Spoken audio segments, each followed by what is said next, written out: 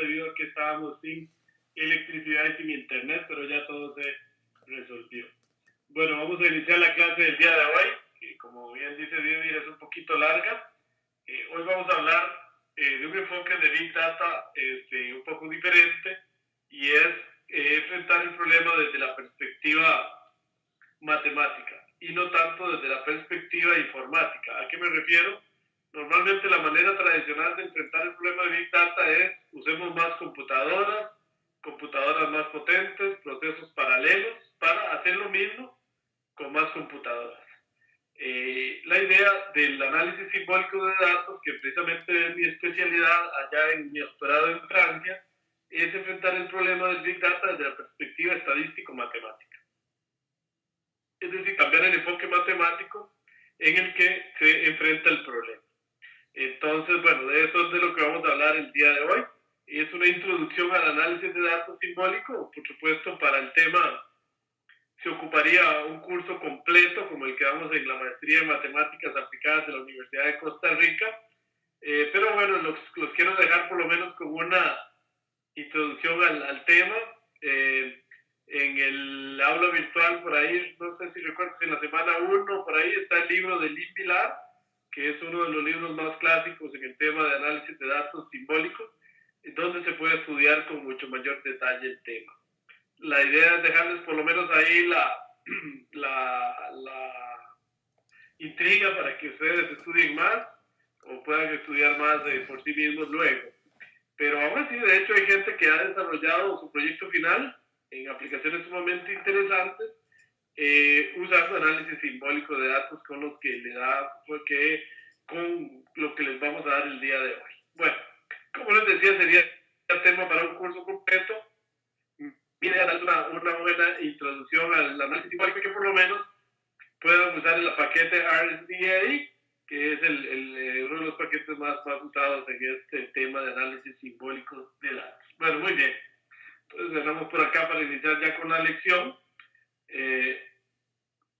Entonces, como siempre, cualquier pregunta, comentario, les agradezco si lo hacen a través del chat.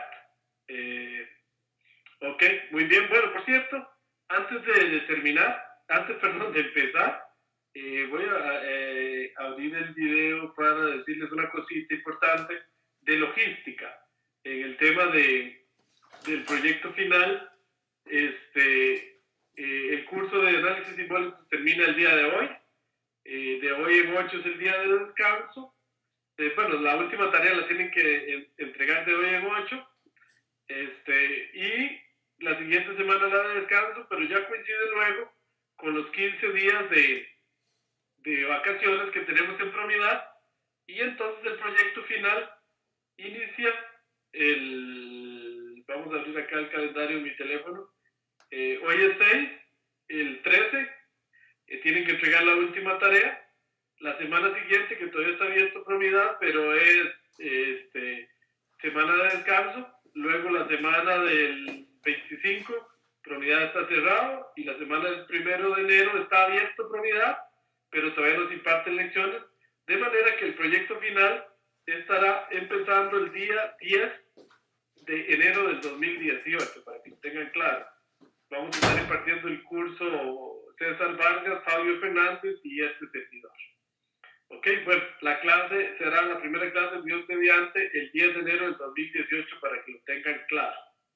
Ok, bueno, eso les quería aclarar, por dicha me acordé. Bueno, cualquier duda entonces ahí, después lo estamos aclarando. No cerré el video, perdón.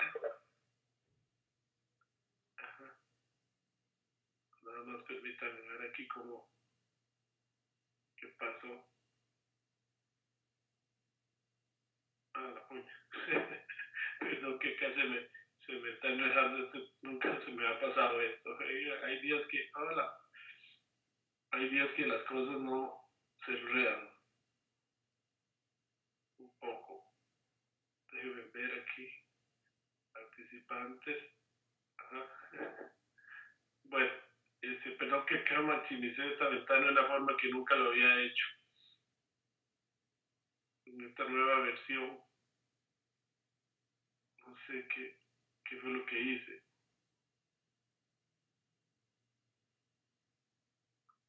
Bueno, vamos acá. Entonces a iniciar la clase. Se me configuró muy extraño la clase, el Cisco Webex. Bueno, muy bien, por ahí me pregunta Didier, ¿en cuánto tiempo hay para realizar el proyecto? Los proyectos hay de tiempo 2 meses. El curso de proyecto final dura 2 meses, como vamos a ver en la primera clase, y se puede hacer en grupos Didier y compañeros de máximo 3 personas. ¿Okay? Pero bueno, todos los aspectos logísticos los vamos a aclarar en la primera clase. Pero pueden ir pensando porque se puede hacer en grupos de máximo 3 personas. Ok. Y hay tiempo para realizarlo 2 meses. El curso de proyecto final dura 2 meses.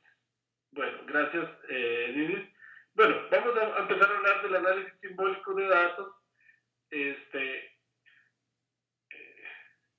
esto? Tengo algún problema complicado. O sea, hay días que no está uno de suerte. No sé por qué tengo otra pantalla. Perdón, a ver si logro resolver este tema. Hay días que la cosa no quiere funcionar bien.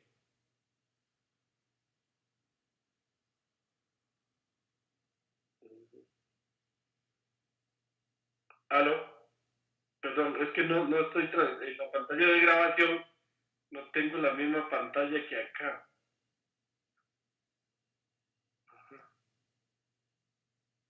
Ok, parece que ahora sí, ahora sí. Disculpen ahí los inconvenientes, vamos a ver. Ok, bueno, muy bien. Ya que los problemas, pero bueno, nada. Bueno, el análisis simbólico de datos fue introducido por el profesor Edwin Didet, francés Edwin Didet, y uno de los primeros libros que más hace referencia es el libro Bock Didet, del alemán Bock.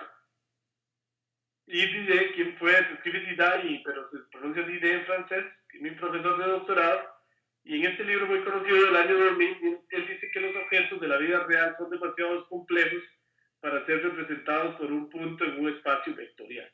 Normalmente una tabla de datos, como la que hemos trabajado hasta ahora, cada vector fila es un espacio, un vector, o cada variable es un vector. Y entonces el profesor Didet dice que esto es muy simple para, eh, para modelar. Y entonces aquí nacen los objetos simbólicos o la estadística de segundo orden, que vienen a representar conceptos, como vamos a ver más adelante, más que individuos. Y entonces aquí estamos hablando de lo que se conoce como la estadística de conceptos. ¿Ok? Vamos a ir aclarando eso poco a poco. Entonces, realmente dice en el 88 que la extracción de conocimientos de grandes bases de datos es el objetivo principal del data mining y del análisis simbólico. Por allá en el año 98, ven que hace más de 20 años que él habla de estos temas. Bueno, y realmente se dice que el análisis simbólico de datos realmente transforma la minería de datos en una herramienta muy útil para Big Data. Ahí estamos viendo en la pantalla una fotografía de este servidor con el padre del análisis simbólico, que es el profesor Edwin Didet, que lo están viendo aquí a mi lado, estamos allá en Pisa, Italia. Creo que fue en el 2004 en una conferencia. Él es el padre del análisis simbólico de datos. Bueno, como les decía,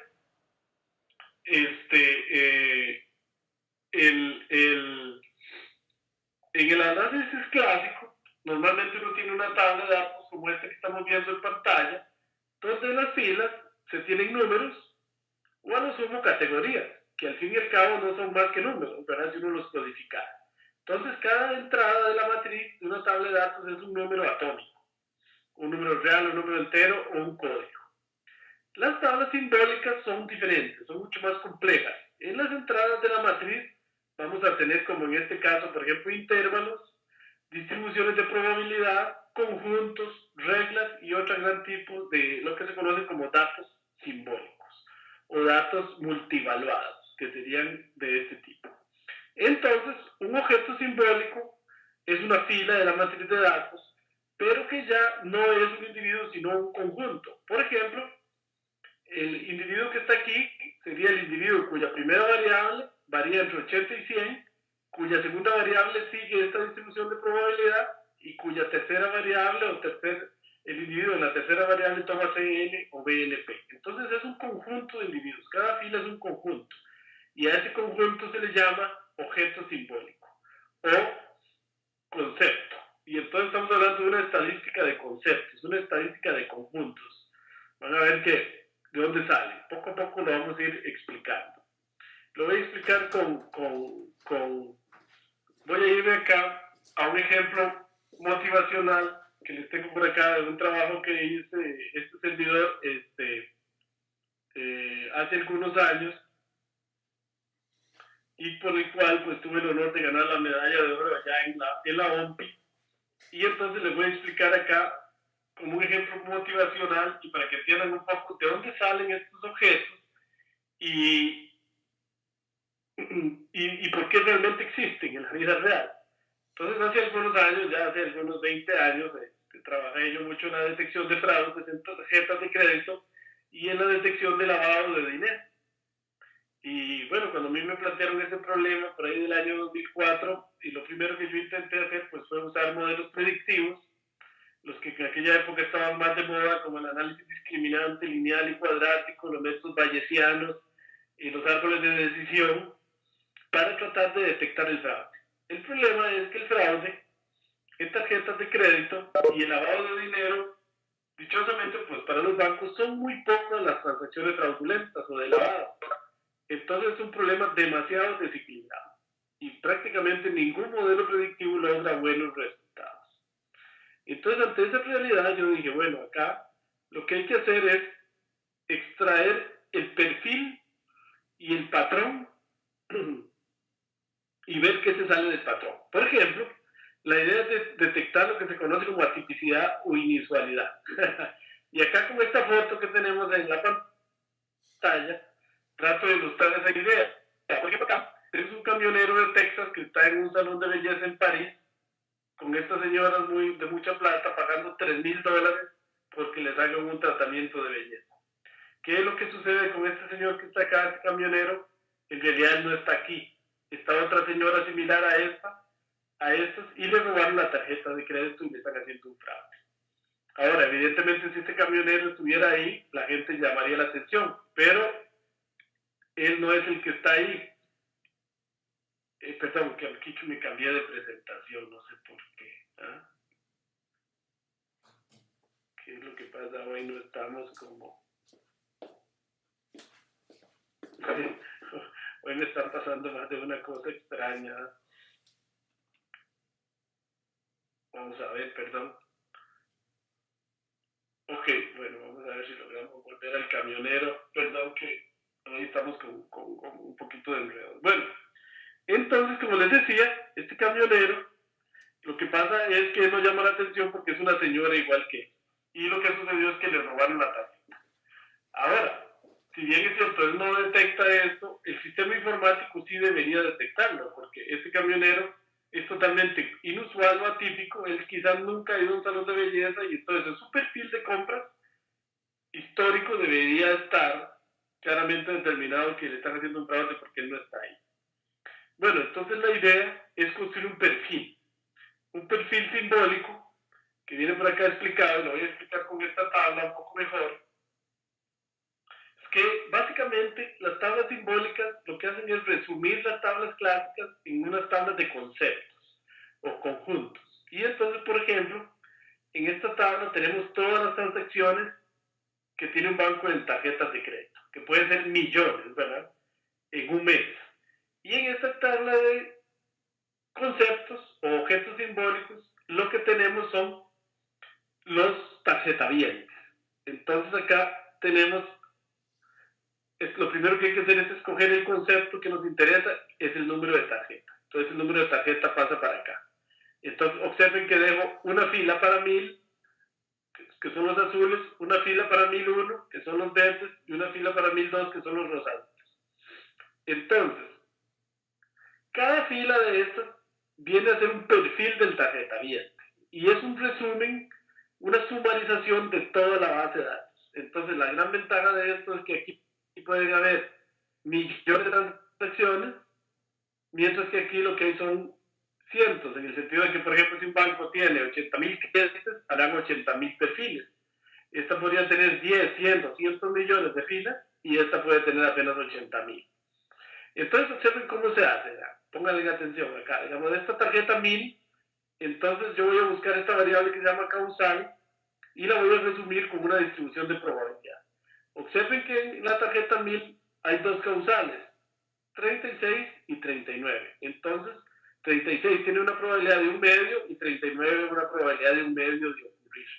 La idea es que se va y se barre toda la base de datos y se construye la distribución de probabilidad. Aquí es muy sencillo porque es un ejemplo muy pequeño. Sucursal en donde él normalmente transa, Curridabat, que es un pueblo de Costa Rica, y Grecia. Entonces también una distribución de probabilidad 50%, 50%. El monto de las transacciones lo vamos a resumir con un intervalo. Entonces ven que el monto mínimo es 2.400 y el monto máximo 2.500. Entonces este es el monto. El salario puede ser una tabla que viene de otra base de datos y se pega. Y puede ser útil para, por ejemplo, el tema de detección de fraude. Observen la tarjeta 1001. La tarjeta 1001, el causal, tenemos 28 y 2,35. Entonces la probabilidad de 28 es 1/3 y la probabilidad de 35 es 2/3. En la sucursal tenemos 2 en San Pedro y 1 en Alajuela. Entonces sería San Pedro 66%, Alajuela 13%.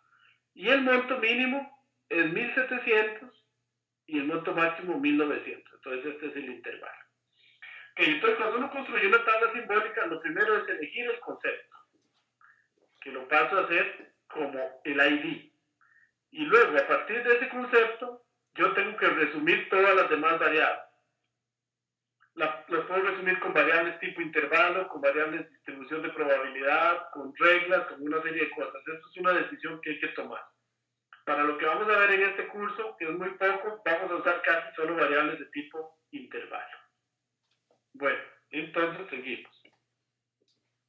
Vamos a ver que en el chat tengo algunas preguntas. ¿Qué relación tienen los datos simbólicos con los clústeres? ¿O qué diferencias o cómo se complementan? En realidad, cada objeto simbólico es un clúster. Entonces yo voy a pensarme en que el clúster es un objeto estadístico y voy a hacer estadísticas sobre él.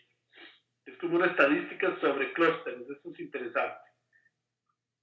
Entonces, me pregunta Fernando, ¿un objeto simbólico es como un clúster de individuos? Sí, exacto, es como un clúster de individuos. Ahora, observen que, por ejemplo, acá, en efecto, en esta tabla de las tarjetas, los individuos son las transacciones. ¿Ok? Y cuando yo sumarizo, acá mi nuevo individuo, que en efecto es un clúster, es el número de tarjeta. Entonces es el tarjetaviente, pero también podemos pensarlo como un individuo.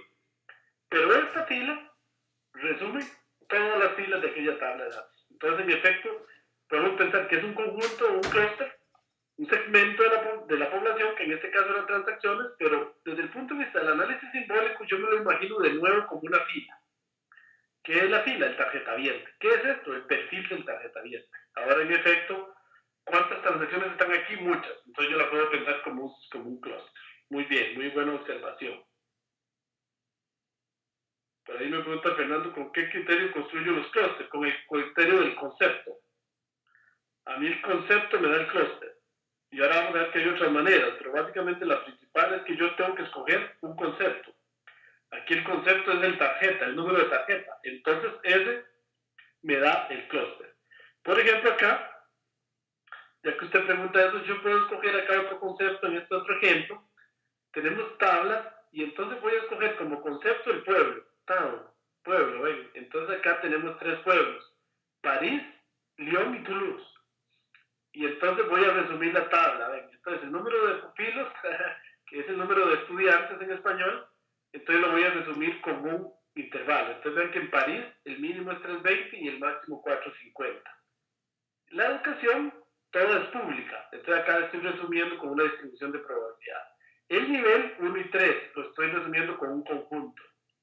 Para Lyon, aquí de casualidad están seguidas, no tienen por qué estar seguidas. Ven que entonces el mínimo es 200 y el máximo es 380. Y las escuelas tenemos una pública y una privada, entonces 50-50 la distribución de probabilidad. Y el nivel varía entre 2 y 3. Y así para Toulouse, ven. Entonces aquí yo decidí que el concepto, perdón, que hoy el mouse también me está traicionando, es pueblo. Ahora, yo pude haber decidido que el concepto era escuela, por ejemplo. Pero para que una variable pueda ser concepto, eso sí debe ser categórica, debe ser una variable cualitativa. Entonces la idea es que yo tengo una base de datos gigante, la resumo en alguna tabla, de aquí elijo el concepto y a base del concepto conjunto construyo la tabla simbólica, que es una tabla de conceptos, en efecto de conjuntos o clústeres. Para hacer este proceso hay varios paquetes. Los franceses en el año 2000, cuando yo estaba por allá, se construyó el paquete DB2SO, que es de bases de datos a objetos simbólicos. Una empresa que yo tuve, construimos el VSOP, que era el Visual Symbolic Object Generator, sobre todo en la detección de fraudes. Y ahora hay un paquete desarrollado por este servidor y algunos colaboradores que se llama el SDA, que es un paquete de R que puede hacer este resumen simbólico, como vamos a ver más adelante. ¿Cuál es la ventaja? Es que la tabla simbólica, la tabla clásica, puede ser gigante, por ejemplo acá 15 gigabytes, y la resumimos apenas en 10.3 megas. Entonces realmente estamos dando un salto cualitativo importante en el sentido que estamos disminuyendo sustancialmente el tamaño. Claro, aquí hay datos clásicos, aquí hay datos simbólicos, objetos simbólicos. Entonces, ¿qué es el perfil simbólico? El perfil simbólico le llamamos para el tema de tarjetas, pero es un objeto simbólico. Es como el ADN de la persona. Vean que, por ejemplo, en tarjetas de crédito, entonces se usa mucho el MCC, lo que se llama el comercio. Aquí lo modelamos con un histograma, la hora a la que la persona transa, mañana, tarde o noche. Esta persona, por ejemplo, transa más en la noche. En los países donde hace transacción la persona, México, la Florida, aunque no es un país, pero en Estados Unidos los estados se tratan por separado. Y el BIN, que es el origen de la tarjeta, o de donde más se hacen transacciones, el promedio podría ser un número, también se pueden tener números en las tablas simbólicas, y aquí la desviación estándar. Entonces esto es el perfil simbólico. Esto es un objeto simbólico que de dónde sale. Sale de ir y coger la tabla de transacciones de tarjetas de crédito y resumirlas aquí. ¿Para qué sirve esto, por ejemplo? Que fue lo que yo trabajé hace algunos años. Este perfil simbólico, que en aquella época le llamábamos el vector personal, se puede pensar que es algo así como el centro de gravedad de la nube de transacciones. Estos azules son todas las transacciones que la persona hace con su tarjeta de crédito. Y este es el vector personal o el perfil simbólico. ¿Ok? Y entonces, cuando se hace una nueva transacción, lo que se hace es medir la distancia hacia el perfil simbólico. Si esa distancia que estoy marcando ahí en rojo es menor que la máxima histórica, que pareciera ser aquí, entonces la transacción es usual, es típica. Pero si la transacción es como esta, que está muy lejos, entonces esta es una transacción atípica. ¿Por qué? Porque es la distancia entre él y el perfil simbólico es mayor que la máxima histórica. Ven acá un ejemplo de inusualidad. Este es el vector simbólico. Esta es la transacción que hay que convertirla en simbólico.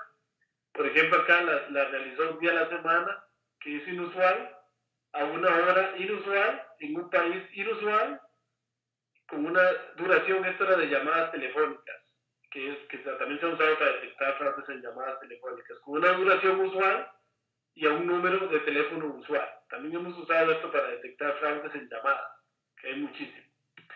La distancia es mayor que ven que la distancia de esta transacción es 0.86 y la máxima histórica era 0.83. Entonces esto es una transacción atípica, entonces lanza una alerta.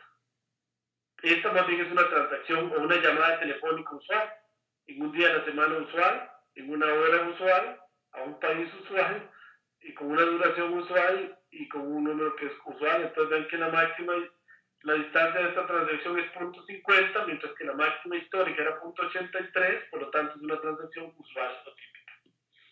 Así es como usamos esto para detectar fraudes en tarjetas de crédito en un sistema que se llama Pointer, que resultó ser bastante, por dicha, exitoso. ¿Cuál es la ventaja?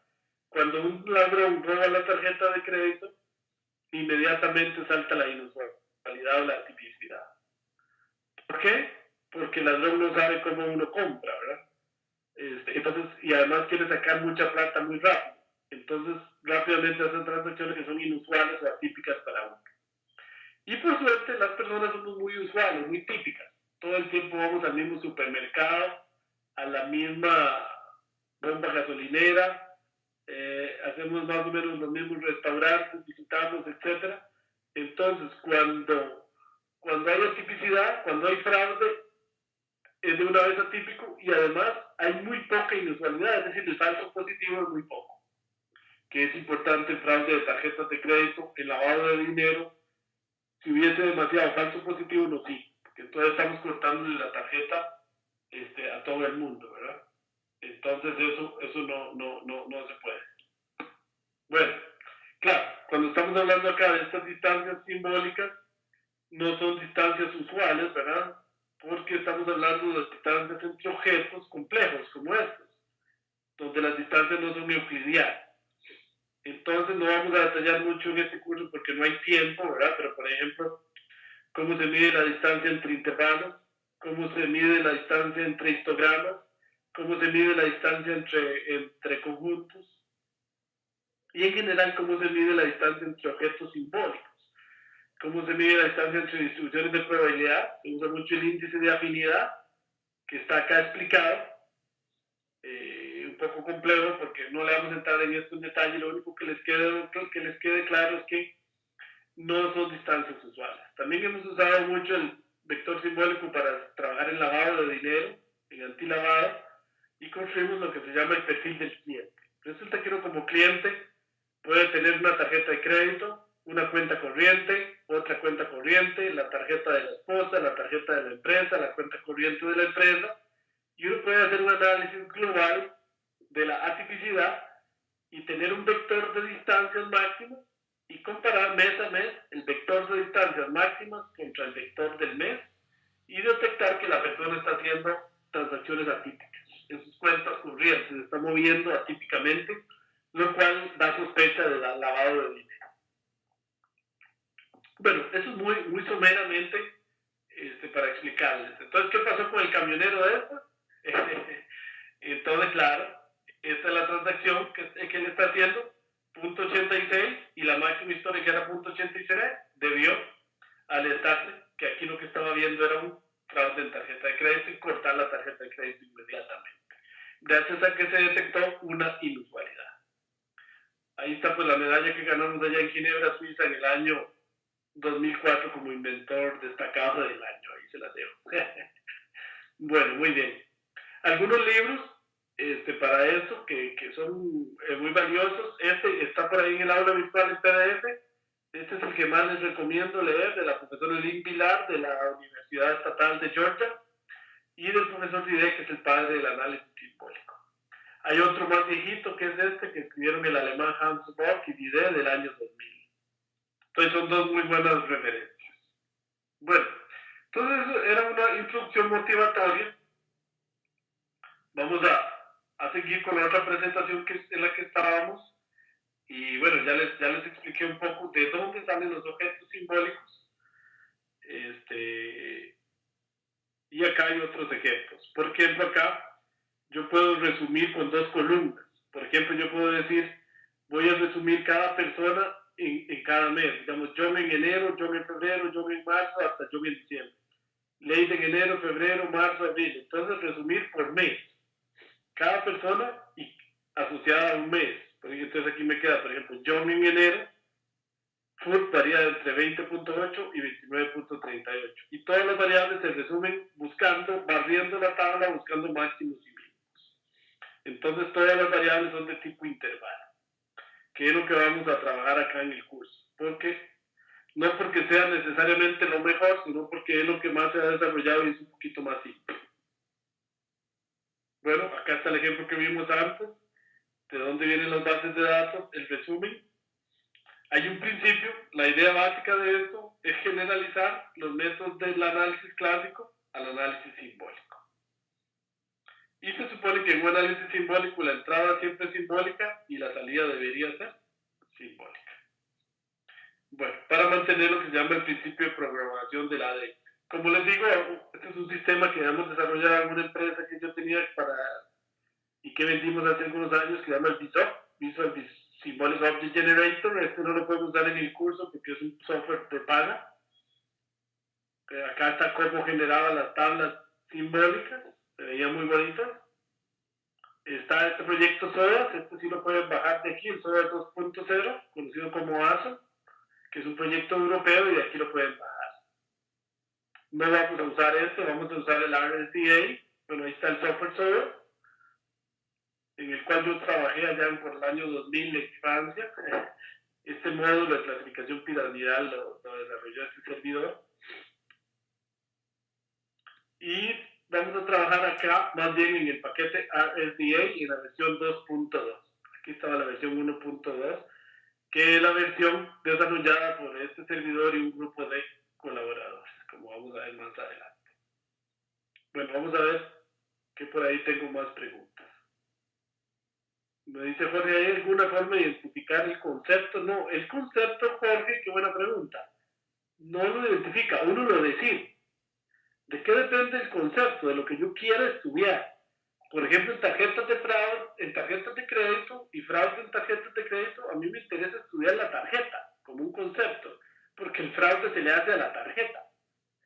En cuentas corrientes, por ejemplo, lo que me interesa a mí es la cuenta corriente. A ver si en esa cuenta corriente estoy lavando dinero. Entonces sumarizo todas las transacciones de un cliente en un perfil simbólico para la cuenta corriente. Ese es el concepto. En tarjetas de crédito, el concepto es el tarjetaviente. Entonces sumarizo toda su historia en un vector simbólico. Entonces depende de lo que yo quiera estudiar. ¿Ok? Yo soy quien decido cuál es el concepto al cual le quiero hacer análisis de datos. Me dice Jorge, cuando hacemos ACP, perdemos un porcentaje de información. En este caso sucede lo mismo, sí. Sí, Jorge, sucede un poco lo mismo. Al compresionar la información, se pierde un poco de información, ¿ok? Pero la ventaja es que se hace más pequeña y estamos estudiando el concepto de interés. Pero es una muy buena pregunta, Jorge, sí sucede. Sí sucede eso. Bueno, entonces, vamos a estudiar algunas cosas básicas, por ejemplo, las estadísticas básicas. Vamos a suponer entonces que tenemos una tabla simbólica de datos y vamos a hacer algunas generalizaciones. Porque, por ejemplo, el promedio es de lo primero que uno se piensa. Bueno, ¿y ahora cómo se calcula el promedio en estos nuevos objetos? El promedio normal, pues todos sabemos que es la suma de 1 entre m, si m es la cantidad de datos, dividido entre m, ese es el promedio usual. Vamos a hablar ahora para datos de tipo intervalo. Sobre todo vamos a pensar que la tabla de datos es de tipo intervalo. En donde, les voy a presentar acá cometí un error de no poner la tabla, pero no importa, acá la voy a resumir. Vamos a pensar que los datos todos son, sobre todo nos vamos a concentrar en este caso, porque para efectos de lo que tenemos tiempo en este curso no podemos ir más allá. Pero vamos a pensar que ahora todas las variables son de tipo intervalo. ¿Qué quiere decir? Que todos los datos de la matriz son intervalos, con un mínimo y un máximo, como estos que estamos viendo. Entonces, bueno, ¿cómo se calcula la media de una variable de tipo intervalo? ¿Cómo se calcula la varianza, la correlación, etcétera? Si los graficamos, para adelantar un poquito, los intervalos en R3, por ejemplo, son hipercubos. Ya no estamos hablando de puntos, sino estamos hablando de hipercubos que se tienen que proyectar o a los cuales se les tiene que hacer análisis. Bueno, entonces volviendo a las estadísticas básicas, la primera idea y más simple que dieron Bock y Dide en el año 2000 es, bueno, el promedio de datos de tipo intervalo va a ser, vamos a buscar el promedio de los centros. Recuerden que un intervalo, digamos, siempre tiene el mínimo, que en este caso lo estamos denotando con una rayita abajo, y el máximo, que lo estamos denotando con una rayita arriba. No quiere decir promedio, sino máximo y mínimo. Entonces yo puedo encontrar el centro de esto. El centro de esto es Y sub I mínimo más Y sub I máximo dividido entre 2. Y entonces voy a hacer un promedio de los centros. Entonces, nada más me paro acá en el puro centro del intervalo y calculo el promedio de todos los centros. Es una definición un poco simplista porque traduce todo a un número. Pero bueno, sería el promedio de los centros. Se puede probar que eso es un buen representante del promedio si los datos en los intervalos siguen la distribución uniforme. Pero si no, no es tan buena idea. Bueno, por ejemplo, tenemos estos datos: 1, 2, menos 1, 4, 2, 3, menos 1, 1. Y entonces el promedio de Y es 1.37. Ahora ven qué interesante, por eso se critica un poco esto, porque ven estos intervalos y estos son diferentes. ¿Verdad? Este 0,3, menos 2,5, 1,4, 2,2. Sin embargo, el promedio de Y y de Z son iguales. Entonces, esa es la principal crítica que se le hace a esa definición. Entonces, puede ser que haya conjuntos diferentes que me dan la misma media, lo cual es un poco extraño. Otra manera de definirlo es como lo definió este servidor en su tesis en el año 2000, y es como un intervalo. O sea, que el promedio de intervalo va a ser un intervalo. ¿Qué tiene? En la primera entrada, el promedio de los mínimos, y en la segunda entrada, el promedio de los máximos. Esto tiene un principio estadístico de que si yo agarro cualquier número aquí, cualquier número en este otro intervalo, cualquier número acá, y los promedios, siempre va a caer aquí adentro. Se puede probar matemáticamente. Entonces, es el intervalo máximo en donde están todos los promedios posibles que yo puedo calcular con datos tomados de ese intervalo. Entonces, es una definición que tiene mucho más sentido matemático y estadístico. Ahora tiene una crítica, mi definición, y es que puede tender a ser muy grande.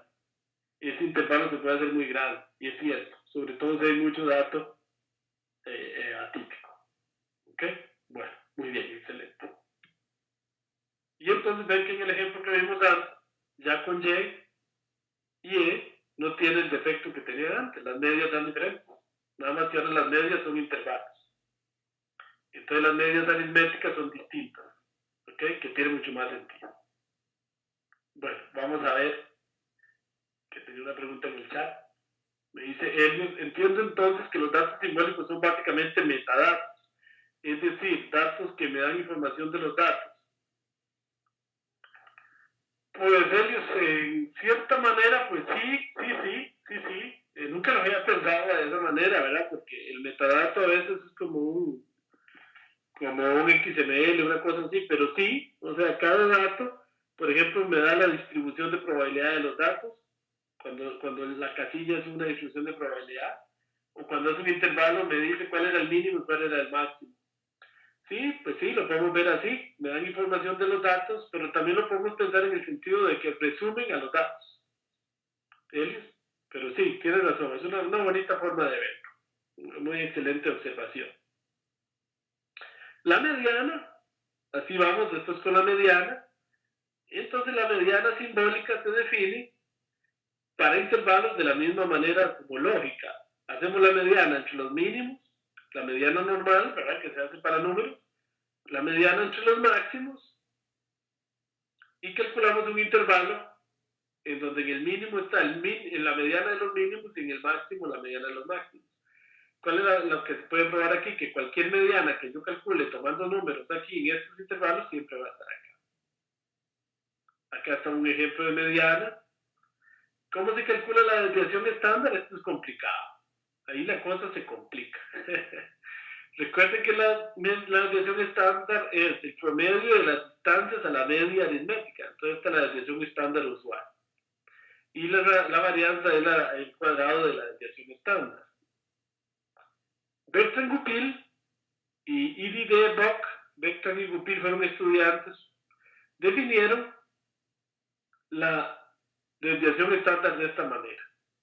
Es un poco extraño, pero se puede probar matemáticamente que si los datos siguen la distribución uniforme dentro de los intervalos, los datos originales, se puede calcular así. Como es un pseudo promedio de los centros menos una distancia a un pseudo promedio de las medias. Ahora, esto es un número. Observen que aquí la desviación estándar es un número. Ahora, una desviación estándar de tipo intervalo es complejo, porque habría que empezar a restar intervalos. Pero bueno, entonces esta es de hecho la más usada, ¿verdad? Entonces, si yo tengo estos intervalos, Entonces recuerden que usando esta fórmula, esta sería la desviación estándar. Entonces, este servidor definió una manera muy interesante, pero muy complicada de calcular la desviación estándar así. Bueno, la varianza. Calcúlese de todos los intervalos, tome un punto al azar en los intervalos. Un punto al azar en la media. Y haga entonces la distancia entre esos dos. Y todos los posibles que existan. Eso es como decir, entre los mínimos. ¿Ok? Y entonces el mínimo de todo eso lo dejo en el mínimo. Y el máximo lo dejo en el máximo. Es como decir, agarre todas las varianzas posibles y existentes tomando números acá y póngalo al mínimo. Y agarre todas las varianzas que se puedan calcular de ahí y tómelo del máximo. ¿Cuál es el problema de eso? Que ese cálculo es infinito, ¿verdad? O sea, porque hay infinitas posibilidades. Y después le tomo la raíz y ya tengo la desviación estándar. Pero de tipo intervalo. Ahora, entonces este cálculo en teoría es infinito. Ahora, hay un teorema de mi tesis donde yo lo resumo y un algoritmo para que el cálculo se pueda hacer en efecto finito. Ok, entonces aquí hay unos ejemplos. Esta es una tabla, vean, que tiene el pulso, la presión sistólica y la presión diastólica, que son de tipo intervalo. Ven que estas variables todas son de tipo intervalo, porque tienen acá intervalos. Entonces, acá están las respectivas desviaciones estándar de tipo intervalo. Acá hay un enredillo porque esto debería ser un punto. 0.35,55, 4.68,49.60, 1.52,32.23. Ahí se enreda porque hay muchas comas. La coma es la del centro y la otra debería ser punto de decimal. ¿Ok? Bueno, vamos a ver que por ahí tenía alguna pregunta. Alan me dice, profesor, ¿cómo encajaría este método si la transacción es la primera que realiza el cliente? Muy buena pregunta. No se puede construir todavía el perfil. Entonces, lo que se hace normalmente en un banco es que el primer mes se monitorean todas las transacciones del cliente. De todas maneras, eso es muy usual, porque puede ser que el cliente compre la transacción solo para robar, perdón, la tarjeta. Entonces, hasta que pasa un mes, ya se puede construir el perfil. Ahora, este es un problema de todo método predictivo. Usted no puede hacer métodos predictivos si no tiene historia, Alan. Pero excelente pregunta, Alan. Excelente, se ve que están entendiendo. ¿Ok? Se ve que están entendiendo la idea porque, en efecto, no se podría hacer hasta que tengamos la primera transacción, no se puede monitorear. Generalmente en tarjetas de crédito con un mes es suficiente para construir el perfil simbólico de la persona. Bueno, muy bien. Entonces recordemos que la correlación clásica se define de esta manera. Acá está la fórmula de la correlación que se puede ver como la covarianza de x, y entre la raíz cuadrada, entre la multiplicación de las variables. ¿Okay? Bueno, esto es la correlación simbólica de tipo intervalo. La profesora Lynn Villar de la Universidad de Georgia la definieron de esta manera. Definieron, bueno, la desviación estándar, ya la habíamos visto. La covarianza la definen con esta fórmula. Y luego la correlación ya de la manera usual. Es decir, la correlación de variables de tipo intervalo sería un número. Ahora, ellos lo que hacen es probar que si los datos dentro de cada intervalo siguen la distribución uniforme, esa es la varianza y esta es la covarianza. Y entonces calculan la correlación como se calcula usualmente. Ahora, el problema es que esto no tiene sentido si los datos no están uniformemente distribuidos dentro de los intervalos. ¿A qué me refiero? Recuerden que un intervalo viene, el mínimo y el máximo vienen de barrer la base de datos, ¿verdad? Y encontrar cuál era el mínimo y cuál era el máximo. Y aquí adentro están todos los datos. Entonces, eso funciona bien si estos datos siguen la distribución uniforme. Si no, no. Entonces, por eso esta definición, aunque se usa mucho, pues realmente no es correcta en todo caso. Que yo definí una correlación simbólica en mi tesis, pero ni siquiera la pongo aquí porque el algoritmo de cómputo es NFP, pero sí puede calcular. Al final hicimos un algoritmo ahí bastante interesante que lo calcula. Pero bueno, pero es un poquito difícil de interpretar, entonces no la presentamos por razones de tiempo, ¿verdad? Ya eso requeriría un poquito más de tiempo, ¿verdad? Bueno, entonces vamos a ver si tengo alguna otra pregunta. Ok, por ahora no tengo preguntas. Bueno, no se preocupen, digamos, no pretendo en este curso que ustedes comprendan al 100% de esto, lo que quiero es dejarles la semillita, que entiendan más o menos, digamos, o que se queden con la idea de qué es, que entiendan qué es, sin necesariamente estar muy a fondo en la matemática y que puedan hacer sus cálculos entendiendo de qué se trata con el paquete. Muy bien. Entonces, vamos a ir a hacerlo con el paquete, las estadísticas básicas, con el paquete RSDA. ¿Okay?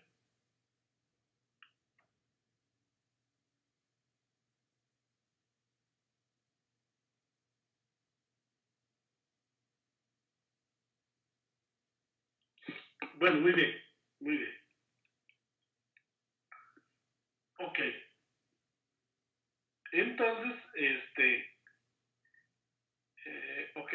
Como les decía, el paquete RSDA que está en el CRAN, estamos actualmente en la versión RSDA, esto es en inglés, por eso no está titulado RSDA Package Version 2.02, fue desarrollado por este servidor y algunos colaboradores, entre ellos Carlos Agüero de Promedad, Jorge Calderón, Roberto Zúñiga, Jorge Arce, Yersinio también tiene alguna función por ahí, no sé por qué no está ahí, que han colaborado creando funciones para el paquete.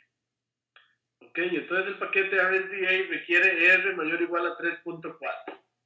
Si tienen una R menor a 3.4 no les va a servir. Ok, ¿cómo pueden ver eso? Pues carguen simplemente R y por ejemplo yo tengo 3.40 exactamente para que me funcione. Si no, no funciona. Entonces tienen que actualizar R si tienen un R un poco más viejo. Bueno, como es usual, pues ustedes pueden cargar el paquete con library RSDA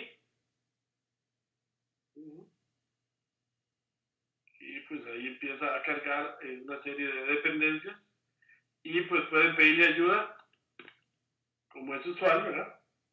Y pues acá van a tener en el CRAN el manual completo, que ahí pueden ver el manual completo. Bueno, el RSDA pues todavía está en desarrollo y puede hacer algunas de las funcionalidades más importantes del análisis simbólico. La primera de ellos, la construcción de la tabla. Okay, bueno, vamos hacia eso. Así se carga el paquete, como ustedes ya conocen. Vamos a ver si tengo preguntas. Bueno, no. ¿Cómo se lee una tabla simbólica? Bueno, una tabla simbólica, hay una función que se llama read_sim_table. La idea es que todo funciona casi igual que en el R clásico y todo incluye la palabra sim de simbólico. Vean que acá dice el nombre del archivo, G de centro, separador, punto y coma, decimal, punto y row names en la columna 1 y aquí tenemos esta tabla simbólica, 7 por 7. El primer case, que sería el primer individuo, la primera variable es de tipo continuo, la segunda variable es de tipo intervalo, la tercera variable que se llama F3 es de tipo distribución de probabilidad. Esto quiere decir que la modalidad 1 tiene probabilidad 10%, la probabilidad 2 modalidad 100%, 70% y la modalidad 3 probabilidad 20%. La variable F4 es continua, la variable F5 es de tipo conjunto, la variable F6 es de tipo intervalo y la variable F7 es de tipo intervalo. Bueno, con este comando se lee y aquí está la tabla desplegada. Ok, ahora, ¿cómo se almacena esto en un SSV? No es exactamente de esta manera, tiene que haber una gramática. ¿Qué quiere decir con una gramática? Ahora, normalmente ustedes no tienen que hacer eso porque el paquete lo hace solo. Pero ven que aquí, esta es como está el en ASCII. No, es un poquito complicado. Acá viene un blanco, como siempre, ¿verdad? Ahí, que quiere decir que ahí van las filas, entonces vienen los nombres de filas, no hay ningún problema como es usual.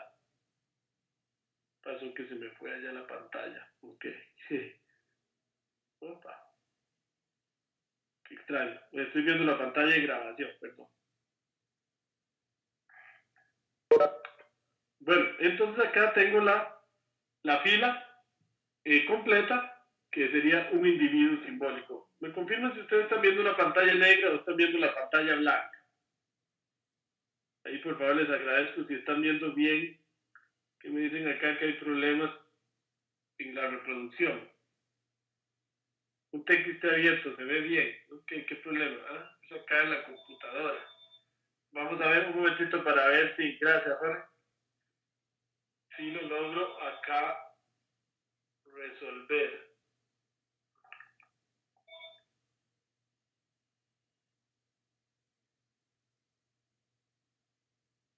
Ok, parece que hay un problema. Pantalla blanca con TXT. Ok, muy bien, sí. Y con los dos casos, ¿no? Ustedes están viendo bien. Es que tenemos un problema aquí. Hay días que las cosas están para que haya fallas. Vamos a ver acá, perdón, para que si es un problema en Cisco Webex en la máquina de grabación. Entonces vamos a tratar de reiniciar un momento.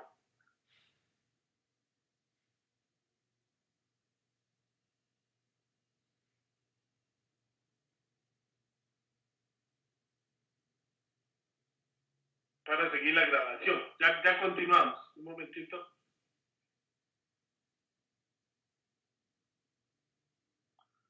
Entonces ya continúa.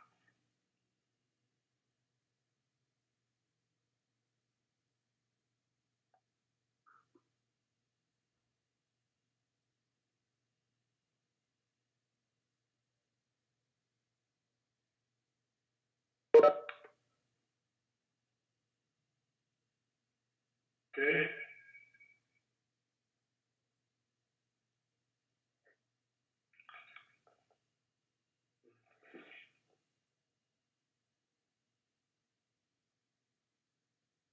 Sí, creo que ahora tengo un poquito de feedback.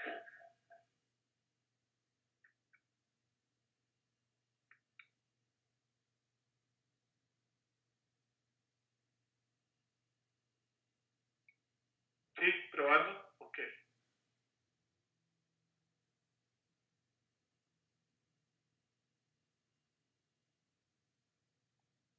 Okay.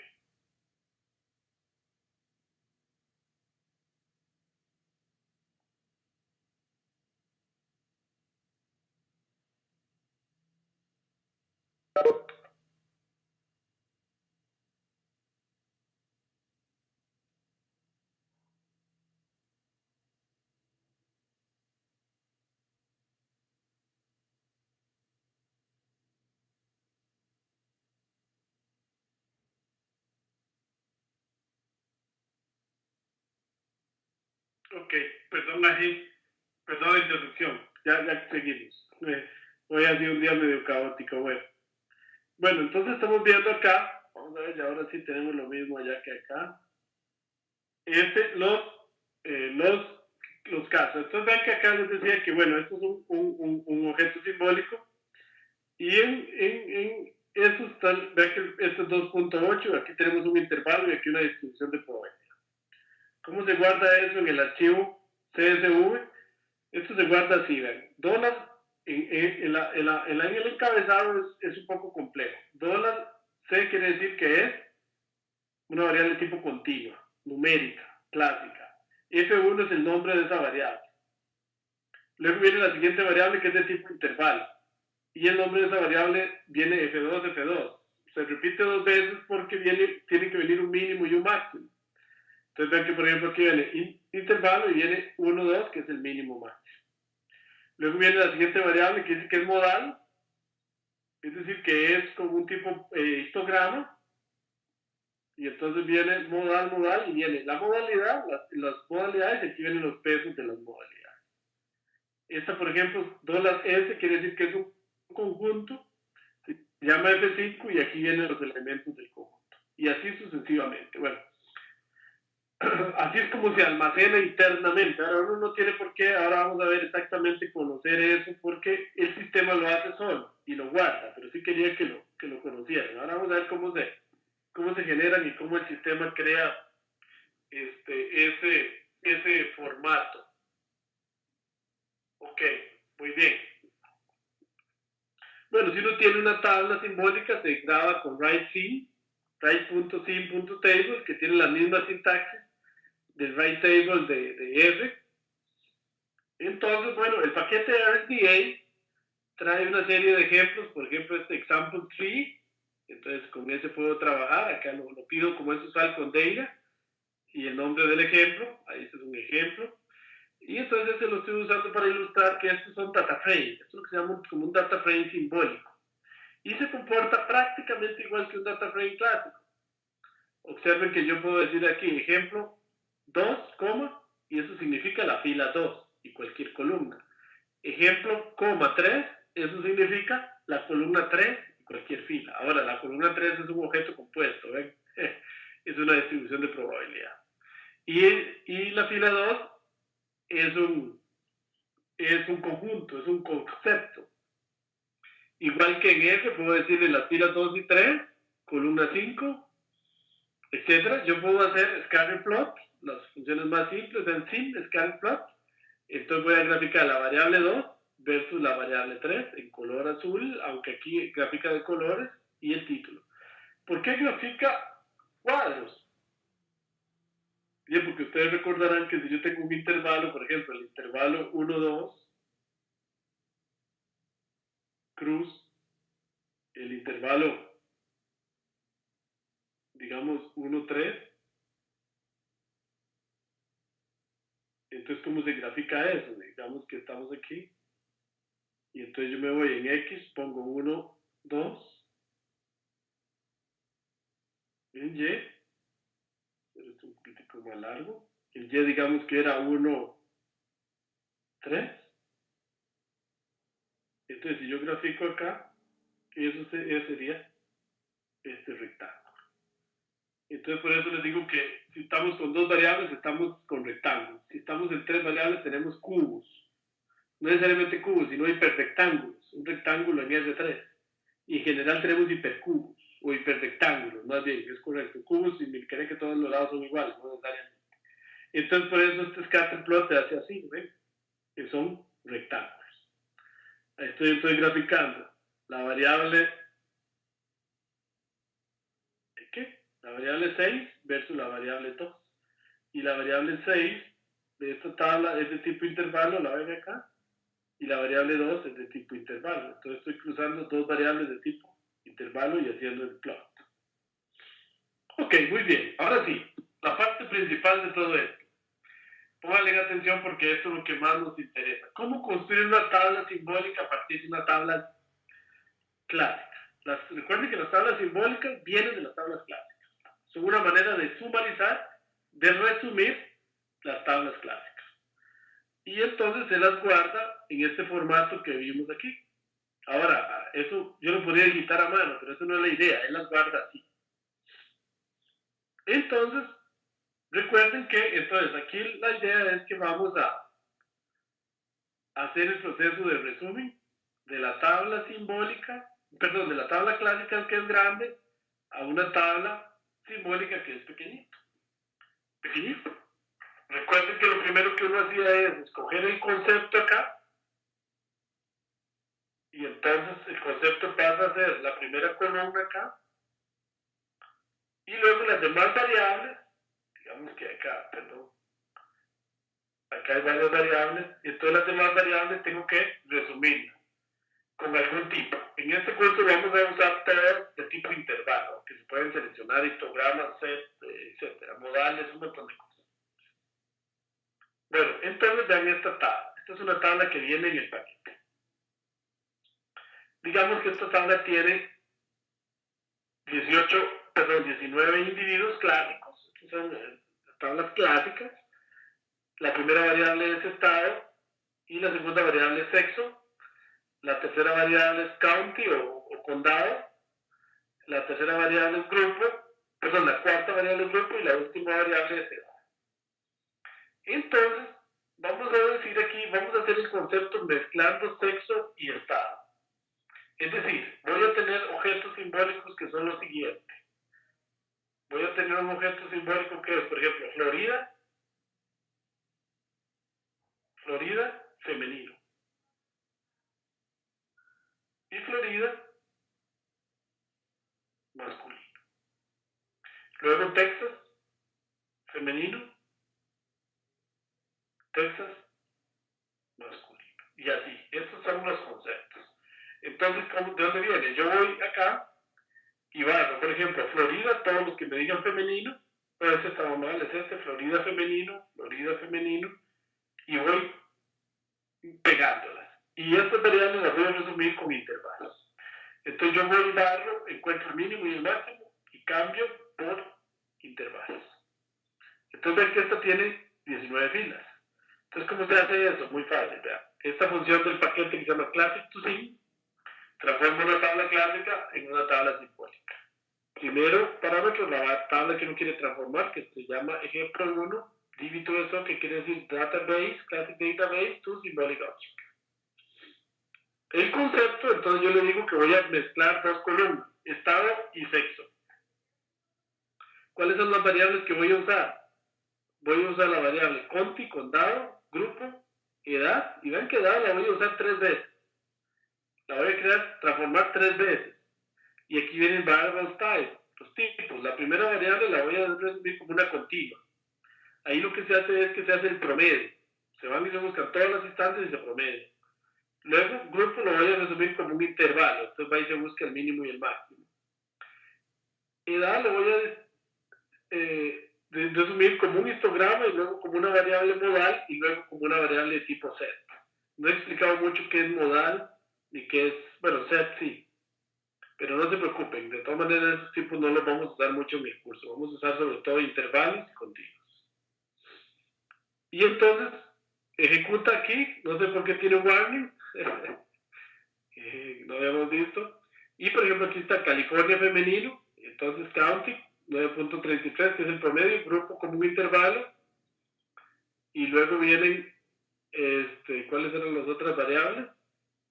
Edad, que primero me la hizo como una distribución de probabilidad, luego me la hizo como una variable modal, esto se llama modal, y edad como un cómputo. Y ahora ven que esta tabla tiene 4 individuos, California femenino, no 6, California femenino, California masculino, Florida femenino, Florida masculino, Texas femenino y Texas masculino. Entonces resumí en 6 una que tenía 19. Ok, tenía 19. Ok, muy bien. Muy bien. Bueno, otro ejemplo. Vamos a usar la tabla USCrime. Esta viene con el paquete también. USCrime es muy conocida. Esta es que mide los índices de criminalidad y los diferentes condados en Estados Unidos. Entonces, acá viene la tabla y viene una serie viene de la variable estado, fall, población, household size, y son algunos índices estadísticos. Por ejemplo, acá el índice per cápita de criminalidad, el índice per cápita de negros, de blancos, etc. Ella lo que interesa vean que tiene 1994 y filas y 103 columnas variables. Es una tabla relativamente grande. Entonces, ahí está el head de la tabla. Entonces yo voy a transformar esa tabla en simbólica. Vean. Entonces voy a usar el concepto estado. Voy a resumir por estado. Ven que acá la primera variable es estado. Y para cada estado vienen muchos registros, uno por cada condado. Entonces yo voy a resumir, por ejemplo, el índice de criminalidad como un mínimo y un máximo. ¿Qué es lo que hace en el fondo? Va y va desde un estado a todos los condados. Busca cuál es la criminalidad mínima y cuál es la criminalidad máxima. Entonces, en lugar de tener 1994, debería tener 51 estados, aunque tengo menos porque no están todos los estados. entonces voy a usar el concepto estado, ¿ven? Y ahí respondo la pregunta que él me hacía, ¿de dónde? ¿Por qué el concepto? Bueno, porque lo que me interesa es estado, ¿ok? Entonces eso es lo que elijo como estado. ¿Y cuáles son las variables que me interesan? Aquí voy a usar estas 4. Estas, 1, 2, 3, 4, sí. Y por ejemplo, porque lo que más me interesa es el número de índices criminales violentos per cápita. Y estas primeras 3 las voy a resumir como intervalos y la última como histograma. Para efectos de la tarea y todo lo que vamos a hacer, todas tienen que ser de tipo intervalo. ¿Ok? Y entonces acá me queda el resultado, y lo pido, y aquí tengo una tabla 46 por 4. ¿Por qué por 4? Porque estoy usando 4 variables. Estos 4. Y 46, ¿por qué? Porque solo aparecen en la tabla US Crime 46 individuos. Y ahí también, ahora están los estados aquí numerados y estas 3 variables resumidas como intervalos. Y la última variable, Violent Crimes per Population, es un histograma. ¿Cómo construye este histograma? Él va del mínimo al máximo, parte todo el eje X en tamaños relativamente iguales, ¿sí? Iguales, y calcula qué proporción de hay en cada uno de esos rangos. Ahí está. Bueno, vamos a ver si tenemos alguna pregunta. La imagen va atrás del audio, me dice, a la punta, sí. Bueno, ahora la veo igual, vamos a ver, perdón, Daniel. No me había fijado, hoy es un día un poquito caótico. Ahí me van a disculpar, yo sé que la internet está fallando un poquito aquí. Gracias, Daniel. Me dice, ¿por qué tan lentas las calificaciones de las tareas? Bueno, es que estamos un poquito tallados de trabajo, sí. Vamos a ponerle un poquito de trabajo a eso para ponerlos al día. Si no recuerdo por cuál vamos, porque tenemos que salir de eso pronto. Sí, bueno, le vamos a poner a ese tema. Daniel, bueno, sí. Ok, gracias.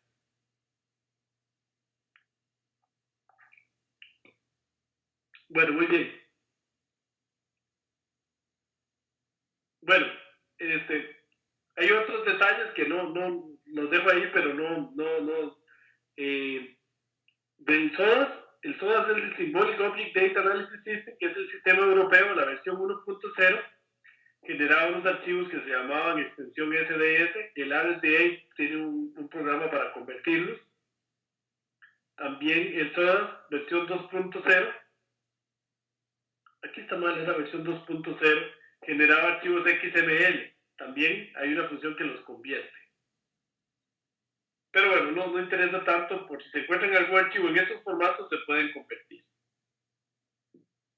Bueno, muy bien, ¿cómo se hacen las estadísticas básicas en el paquete RSDA? Pues es bastante sencillo, relativamente igual al paquete base de R, nada más que en una tabla simbólica. Por ejemplo, yo tengo esta tabla que vimos antes, example 3, que es una tabla simbólica. Yo le puedo decir, calcule el promedio de la columna 1, calcule el promedio de la columna 2. Por defecto usa la definición del INVILAR, que es un número, y si le pongo aquí método interval, usa la definición que dio este servidor, y ahí está el promedio. Todas las funciones se llaman exactamente igual. ¿Ok? ¿Y él por qué sabe que va a usar nuestra media y no la clásica? Porque la tabla que recibe es un tipo objeto simbólico. La mediana, ven que igual, se le pasa a la columna, ahí está la mediana. También puede ser mediana tipo intervalo, se le pasa método igual intervalo. Igual para la varianza, si le pone tipo intervalo, entonces le da tipo intervalo. Método de Vilar, hay un método de la varianza de Vilar. Y entonces la desviación estándar, todas tienen la misma funcionalidad, exactamente que en los casos clásicos, nada más que yo le puedo poner aquí método usual, el da los que vimos que están en el libro de ID, y hay algunas otras definiciones, porque en esto todavía no hay un consenso absoluto. La correlación simbólica, y esto lo que hace es hacer la correlación entre los centros. Si yo pongo método centros, agarra los centros de todos los intervalos y hace la correlación. Y está el método de Vilar, que fue el que vimos también antes en una filmina. Dan bastante parecido, pero no dan igual. Tenemos en el paquete RSDA Radar Pro, gráficos tipo araña, tipo radar. Qué interesante. Sin Radar Pro. Esta función fue implementada por el profesor de probabilidad Yersinio Jiménez. Esta no la programé yo, ¿ven? Entonces le pasa la tabla OILS. La tabla OILS es una tabla muy conocida en esto de análisis simbólico. Es casi como la tabla de Iris en el análisis clásico. La tabla OILS, que la voy a poner acá, data OILS, es propuesta por el famoso profesor Ishino, el japonés Ishino, muy famoso. Entonces esta tabla tiene, acá la vamos a ver, ahí está. Tiene 1, 2, 3, 4, 5, 6, 7, 8 individuos, por ejemplo el algodón, y tiene algunas mediciones de aceite, de las grasas, son mediciones de aceite, pero todas son de tipo intervalo. Esta es la tablita de Ishino, es una tabla muy clásica en esto, se usa mucho para comparar metros, es una tabla muy pequeñita, 8 por 4, que resume una tabla gigante de medidas de aceites de algunos productos como el algodón y algunos otros. Esa es la tabla de oils. Entonces acá se puede hacer un radar plot. Ven que este radar plot, acá le estoy diciendo que me grafique las variables 2 y 3, nada más. ¿Qué quiere decir esto? ¿Por qué hace una sombra? Sí, es exactamente igual que un radar plot clásico, de los que hemos visto en los cursos. Nada más que acá, grafica el mínimo, el máximo, perdón, y el mínimo. Y entonces grafica la variación. El mínimo de la variable SAP y el máximo. Entonces por eso no es una recta nada más, sino son unas sombras. Acá está de la variable Frey, el máximo y el mínimo. Entonces yo puedo ver la variación de la variable. Valga un poquito la redundancia, que no lo es porque estos son variables de tipo intervalo. Entonces es muy interesante. Creo que no les puse en la tarea de hacer radar plot. Acá hay otro de las variables 2 y 5, de 2 a la 5, o sea, hay 3 variables. P, CO, S y K, estos 4 individuos están ahí graficados. Se pueden hacer histogramas para variables de tipo intervalo. No vamos a estudiar en detalle qué quiere decir eso, pero ahí se puede estudiar, hacer histogramas. Se le puede parametrizar el número de bins, es decir, el número de barras. Bueno, muy bien. Vamos a ver si tengo alguna pregunta. Por cierto, estoy grabando, sí. Están grabando, sí. Ok.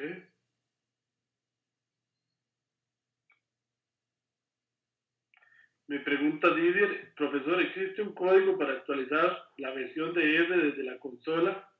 No. Didier, no le queda más que desinstalarlo y no instalar otra vez el crack. Sí, y eso tiene un problema y es que pierde los paquetes y tiene que volverlos a instalar y no deja de hacer un trabajo. A mí no, siempre me causa eso un problemita, ¿verdad? Algún problema después. Pero no hay manera, Didier, de hacer eso. Bueno, distancias. Recuerden que vimos que en el perfil simbólico se calculaban las distancias máximas y mínimas. Hay muchas maneras de calcular distancias entre objetos simbólicos. Por ejemplo, la distancia de Hausdorff. Entonces yo puedo calcular esta con esta.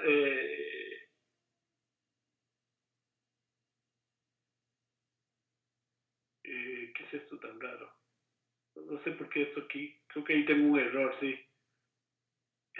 Sí, no, aquí tengo un error. Esto no tiene que ir aquí. Nada más estoy pidiendo la data hoy. De hecho, me he quedado un warning que no sabe qué es eso. Eso es cuando calculo la distancia, que es aquí. Esto es un error aquí. Cuando yo calculo la distancia, se calcula igual que en el caso clásico. Yo le pongo this y le paso toda la tabla simbólica y me calculo una matriz de distancia. Y le puedo poner Hausdorff, afinidad, hay muchas opciones. Esto en realidad iba aquí. Pero si no, hace la distancia por defecto, que es la distancia de Hausdorff, de hecho. Y vean que después con esta matriz de distancias, yo puedo hacer un H-cluster, un clustering jerárquico. ¿Ok? Y ahí se interpreta de la misma manera como se hacía y se plotea igual. ¿Ok? Puedo hacer un K-medias. finca medias, ¿ven? De la tabla de datos OIL y me tira los centros de gravedad y todo. La interpretación es similar. También se puede hacer regresión simbólica, lazo, rich, etc. No voy a entrar en esos detalles, porque sería muy largo o sea, no terminaríamos ningún semestre, pero no importa. Ahí les dejo un artículo que publiqué hace poco, donde está el detalle teórico de toda la regresión simbólica que fue publicado en la revista Modulat allá en Francia. Entonces, ahí se los dejo. Ahí está en el aula virtual, lo pueden bajar, que es sí. Regresión lineal para datos de tipo intervalo con contracciones. Entonces ahí es un artículo bastante largo que salió en ese journal y ahí está toda la generalización de los métodos Lazo, Rich y los otros para datos de tipo intervalo. Es un trabajo un poquito pesado de leer, fue de mi trabajo postdoctoral allá en Stanford, pero bueno, ahí está, por aquellos que les guste un poquito más las matemáticas y las estadísticas, y aquí están los métodos desarrollados matemáticamente, y después vienen todos los ejemplos experimentales y cosas. Ok, bueno, entonces ahí está en el aula virtual por aquellos que quieran estudiarlo, y aquí está en detalle cómo se hace en el RSDA, que es muy fácil, ¿verdad? Aquí se puede hacer lazo. De hecho, el paquete RSDA hace estos gráficos similares a los que se hacen en el caso clásico. Regresión Rich, regresión Lazo y regresión clásica. Todo eso se hace.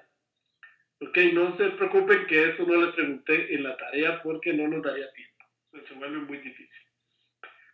Ok, muy bien. Nada más, entonces, para terminar, pues lo que vamos a estudiar es dos cosas, las estadísticas clásicas y el análisis en componentes principales, que es uno de los métodos más importantes en todo lo que es el análisis de datos y la minería de datos. Entonces vamos a estudiar el análisis en componentes principales para datos de tipo intervalo. ¿Ok? Para eso, entonces, voy a continuar con esta presentación que estaba acá.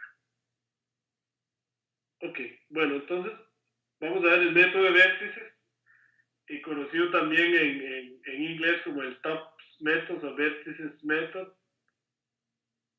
y en francés se conoció como la méthode de Sommet. Este método fue desarrollado en Francia y originalmente publicado en francés.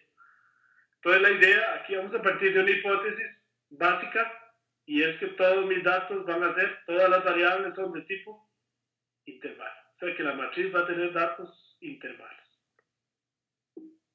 ¿Okay? Y entonces, lo que vamos a tener, como les explicaba antes, ¿verdad? Si yo estoy en R3 y voy a cruzar una variable acá versus otra variable acá, entonces me dibuja un rectangulito aquí. Pero si la cruzo con otra acá, entonces proyecto acá arriba y me queda una cosa como esta. Entonces los individuos, si tuviéramos tres variables, son hiperrectángulos. Y en general se le dicen hipercubos o hiperrectángulos en general. Ahora un hiperrectángulo podría ser un punto, si las 8 esquinas son iguales. Ahora, ¿cómo proyectar eso? Entonces la primera idea que surge es, bueno, cojamos las 8 esquinas, que podrían ser todas iguales, veámoslas como puntos, y proyectamos, así como está aquí. Proyectamos los 8 puntos, si fueran con tres variables. El problema es que en general son 2 a la m puntos, que son demasiados. Pero bueno, proyectamos todas las esquinas acá, como en un HP clásico, hacemos una matriz gigante de todas las esquinas, proyectamos las esquinas y luego venimos de cada componente, la componente 1, escogemos el mínimo y el máximo, y en la componente 2, cogemos el mínimo y el máximo, y la proyección de un hipercubo, de un hiperrectángulo, va a ser un rectangulito. Entonces, esta es la idea. Agarramos el hipercubo, se proyectan todas las esquinas haciendo un HP clásico con las esquinas. Vamos a ver aquí qué tirada. Se me volvió a caer Cisco Webex, se nos volvió a caer en la otra computadora.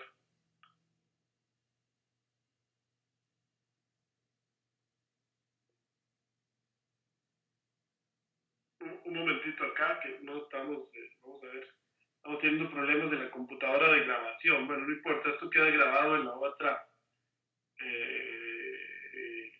en el servidor de Cisco también.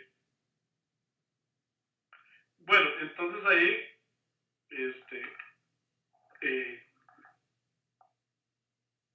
ahí lo que hacemos es,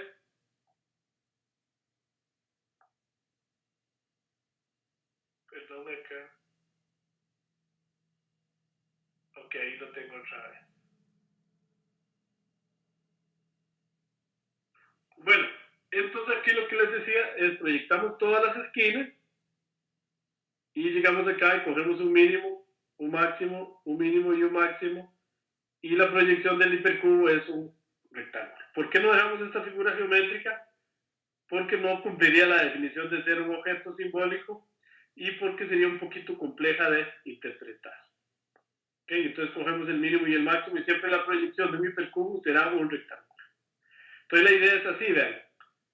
Se hace una matriz que es gigante porque tiene 2 a la m fila y se hace un ACP clásico de todas las filas y se encuentra el mínimo y el máximo.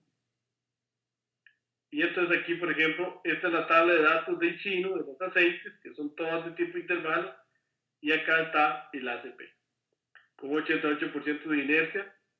¿Cómo se interpreta esto? Uno interpreta acá que hay 3 clústeres, y después interpreta los tamaños de los rectángulos. Por ejemplo, este es tamaño L, quiere decir que la variable L, el individuo L, perdón, es muy grande. Esto quiere decir que él tiene una gran variación o variabilidad en la tabla de datos original que generó la tabla simbólica. Este es más pequeñito, P. ¿Qué quiere decir? Que él tiene mucho menor variabilidad que la que tiene L. Ahora, se parecen porque quedaron juntitos, pero este tiene mayor variabilidad y este menor variabilidad. Aquí todos tienen parecida variabilidad y quedaron juntitos, son un clúster, y estos son un clúster. Ahora, el problema de este método es que fue el primero que se propuso, pero no es viable computacionalmente.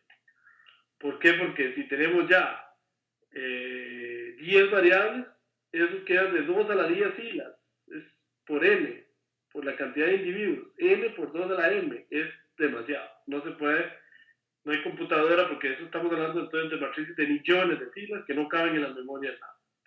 Entonces se propone el método de los centros, conocido en inglés como el Centers Method o en francés la método de centros.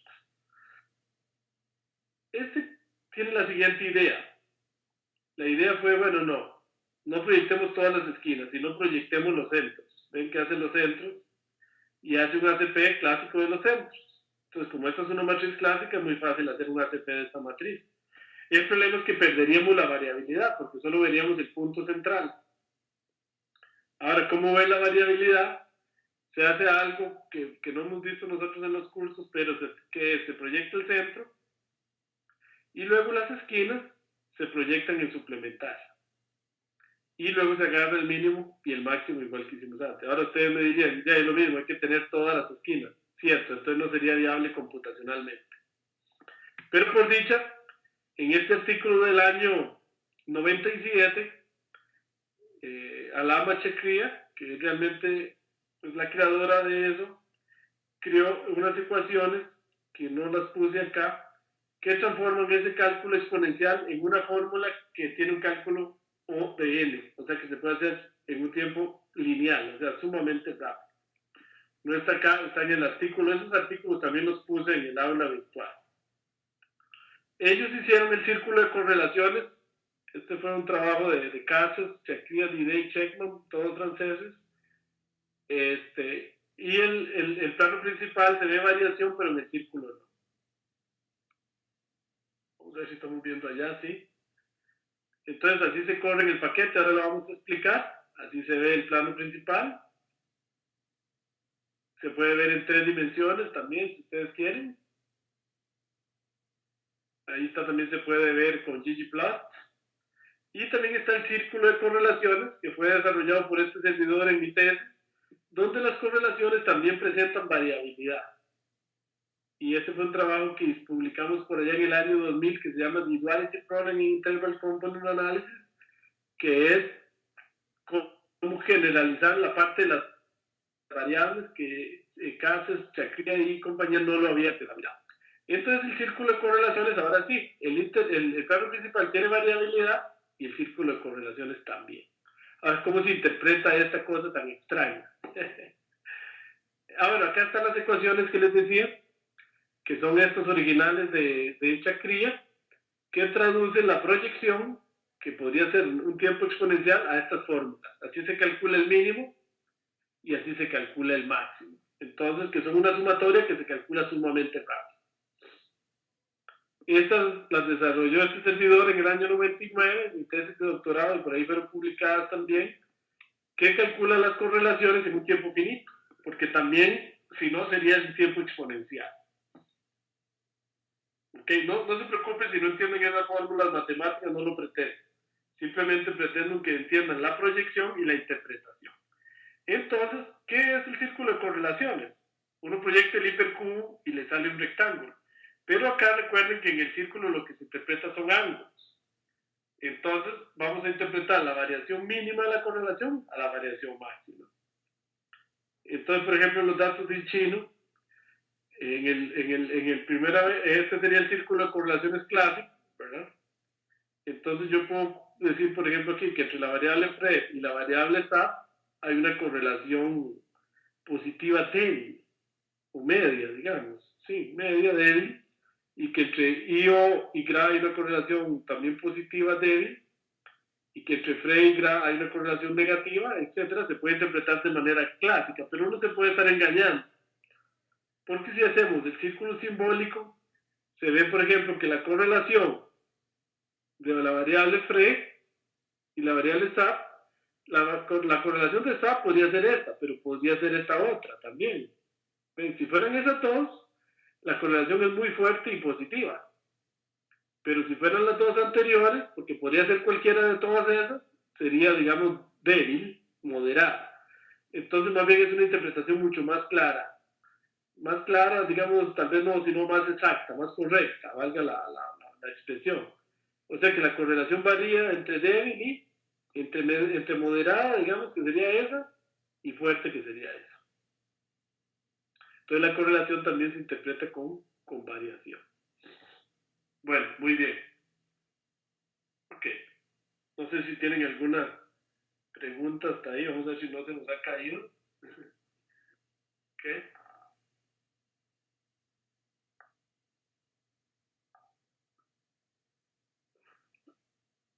Ok, bueno. Entonces, por ejemplo, ¿cómo se hace en el paquete RSDA? Vamos a ver si tengo alguna pregunta.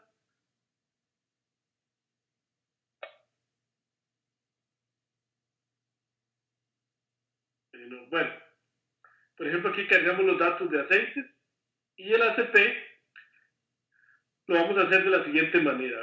Yo hago sim interpret TCA. Esta función hace el ACP para datos de tipo intervalo. Pero primero lo vamos a hacer clásico. Vamos a poner aquí la opción clásica.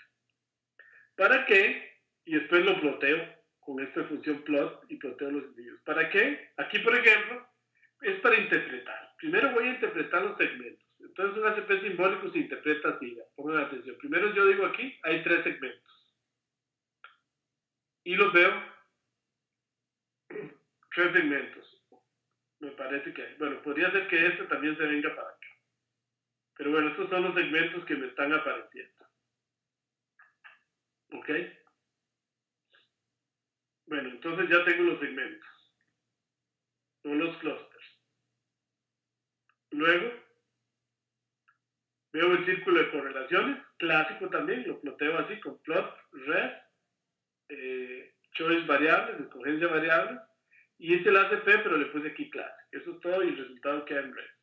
¿Para qué? Para interpretar correlaciones. Entonces aquí puedo decir que la correlación entre GRA y IOD es más o menos fuerte y positiva, entre SAP y FRE es débil, positiva, entre GRA y FRE es negativa, entre IOD y SAP es negativa fuerte, entonces puedo interpretar aquí, de la manera que aprendimos en los cursos iniciales. ahora vengo y le digo aquí que haga el método de centros. Y ploteo con sin scatter plot. Ploteo la primera componente versus la segunda componente. Así se plotea. Y ahora veo variabilidad. ¿Qué estudio aquí? Aquí veo los mismos clústeres que vi antes. Podría ser incluso este, tal vez, y este, y otro solito que era él. Ahora, ¿qué interpreto aquí? ¿Qué puedo ver más aquí que no veía en el ATP clásico? Yo puedo ver que el individuo L viene de la base de datos original, tiene mucha variabilidad. Recuerden que L yo lo resumo en intervalos. Entonces, lo que eso me está diciendo es que hay mucha variabilidad en los intervalos, son muy grandes. Y es decir, que los datos que generaron esa variable, individuo, L, tienen mucha variabilidad. Al contrario, por ejemplo, de este que se llama K, que tendría muy poca variabilidad. Entonces, ¿qué es lo que yo estudio aquí?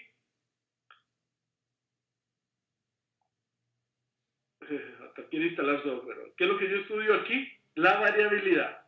Y veo cuáles individuos tienen mucha variabilidad, cuáles tienen mediana variabilidad y cuáles tienen poca. Por ejemplo, L tiene mucha variabilidad.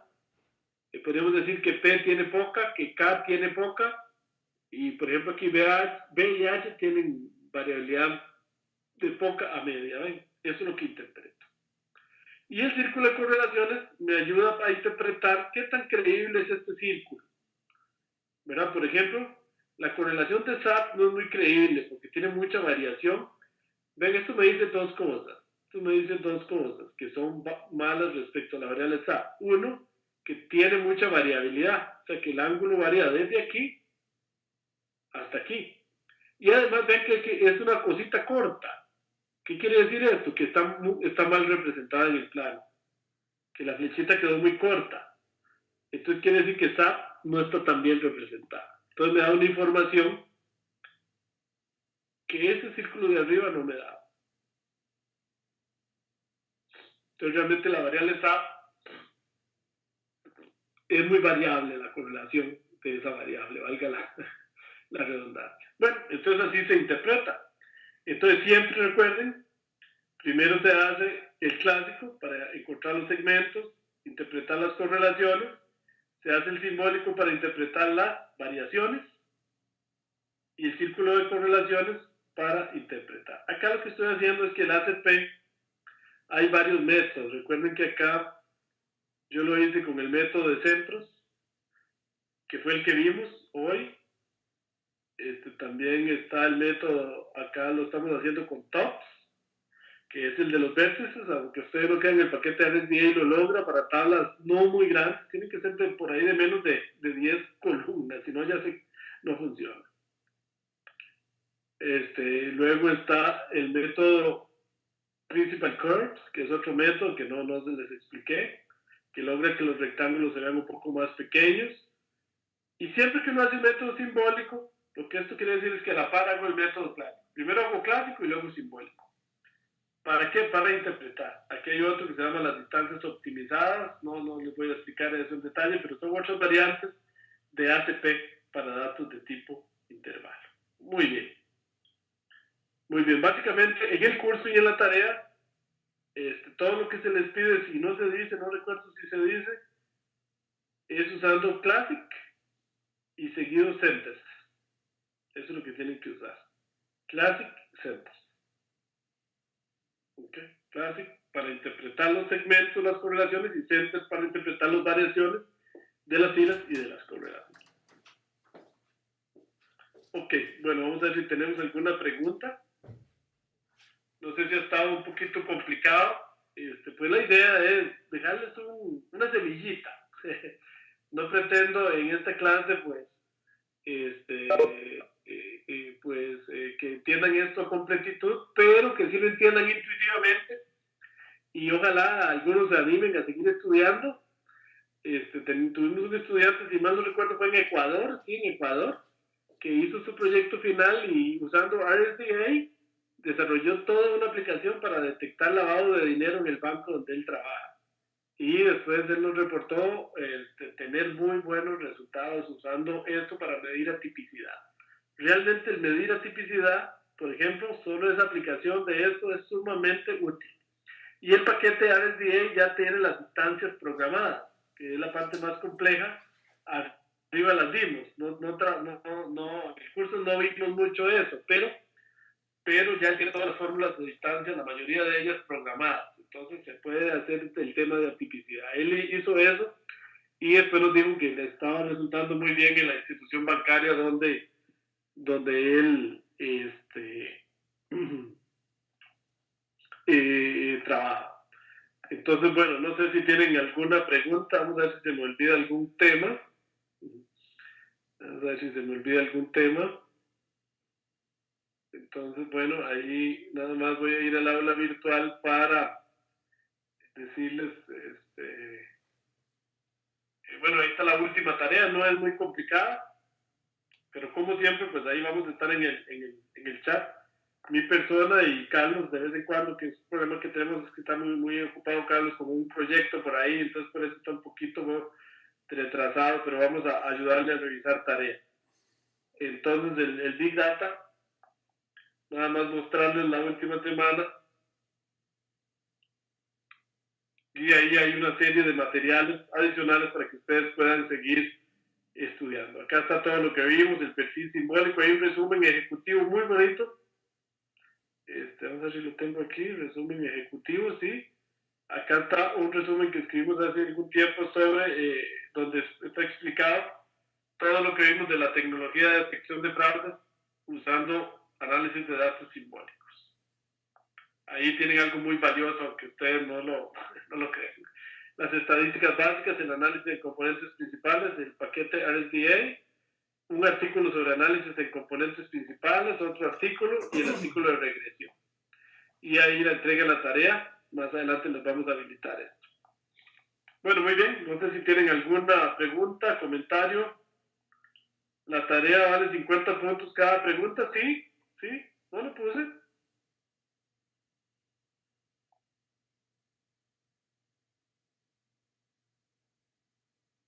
Sí, son 2 preguntas, nada más. Sí, no lo puse, perdón. Ahí lo voy a corregir. Vale 50 puntos cada tarea. Una es con UScrime, que es bastante fácil, repetir un poco lo que hicimos en la clase. Y la segunda es que sí quiero que ustedes busquen una tabla y generen una tabla simbólica. Entonces valen 50 y 50. Sí, correcto. Sí, gracias, OM Recalde, que no sé quién es. Muchas gracias. Bueno, muy bien. Me pregunta, no, eso me lo preguntó Didier, perdón. Me pregunta OM Recalde que cuando vemos los lineamientos del último curso, es decir, del proyecto final. Ah, me dice que es Orlando. Gracias, Orlando. Eso lo vemos en la primera clase. No se preocupen que en la primera clase que va a ser, les dije, el segundo miércoles de enero, que sería el 10 de enero, ahí vamos a establecer todos los lineamientos y vamos a explicar cómo se trabaja, cómo es la logística. Este curso tiene 3 profesores, ahí lo vamos a ver. Por ahora les puedo adelantar para que vayan pensando en diciembre en qué podrían trabajar. Es que la idea del proyecto final es básicamente que ustedes, utilizando la metodología CRISPM, que la vamos a ver en el curso, desarrollen un proyecto de minería de datos de principio a fin, utilizando datos propios. Entonces vayan pensando qué problema del trabajo de ustedes, idealmente del trabajo, podrían enfrentar. Es un prototipo, no pretendan trabajar con todos los datos, algo pequeño, pero que sea ya un prototipo de algo que a ustedes les gustaría hacer en el trabajo. Aplicando lógicamente todo lo que se ha aprendido en estos 9 cursos. Puede ser usando clustering, puede ser usando modelos predictivos, puede ser usando regresión, puede ser usando Big Data, puede ser usando análisis simbólico, etcétera. Todo lo que han aprendido en todos estos cursos.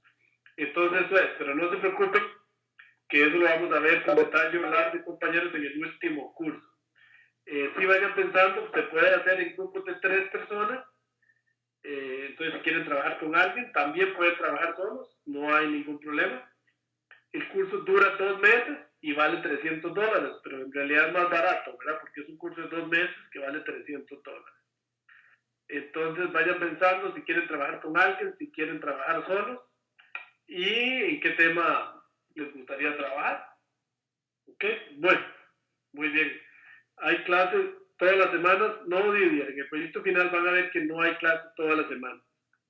Todos son individualizadas, exacto. Es pura atención individualizada. Hay clases nada más la primera semana para todo el grupo. Luego sigue la atención individualizada y luego la defensa del proyecto final, que es una, digamos, tesis, entre comillas, en donde se hace una sesión Cisco Webex especial con cada grupo. César, Fabio y mi persona y el grupo, para que hagan la defensa de tesis o la defensa de proyecto, para que no se asusten, porque es un proyecto práctico, no es un proyecto teórico. Entonces, sí, esa es una atención mucho más individualizada, la que vamos a tener, y a ustedes lo que deben hacer es aprovecharlos para resolver algún problema importante que tengan por ahí en el trabajo. Ok, bueno, muy bien, gracias Didier. Entonces, bueno, vamos a ir por acá, todavía tenemos videos, ¿sí? Entonces, no, pues un gusto, la verdad, haberlos tenido en este curso.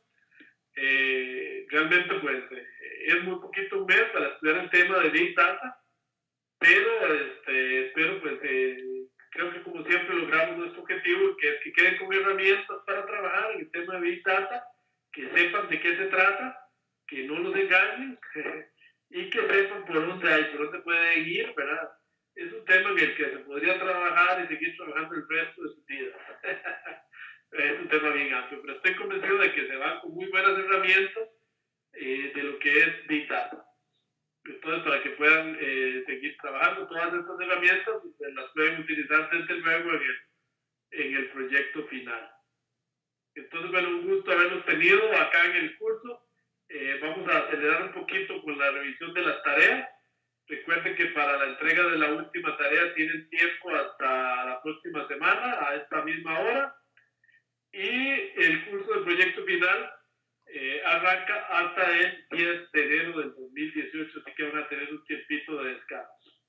Es que la siguiente semana sería de descanso y ya las últimas dos, pues, está cerrado Providad. Entonces pueden ahí aprovechar para descansar un poco, ir pensando en el proyecto final y pues recuperar un poco aires para ese proyecto final, tener buena energía y poderlo terminar. Ahí se me quedó, bueno, no importa, el video como se nota ahí ha cambiado un poco. Entonces, bueno, desearles muy feliz Navidad desde ahora, muy próspero año nuevo, y como siempre, bueno, seguimos ahí hablándonos en el foro. Muchas gracias, un gustazo, muy buenas noches, nos estamos viendo.